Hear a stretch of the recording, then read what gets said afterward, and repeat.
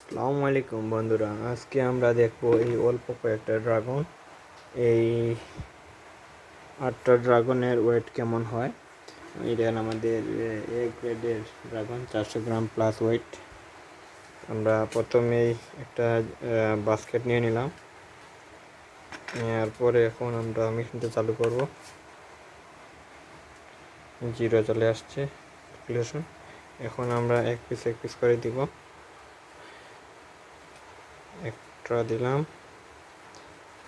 এই 2 পিস দিলাম। 800 গ্রাম, 877 গ্রাম হয়েছে।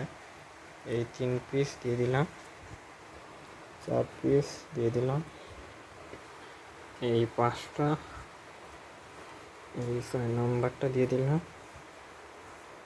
7টা দিলাম, এটা হলো 8 নম্বর। টোটাল 8 পিস ড্রাগনের ওয়েট হলো আপনার 3632 গ্রাম।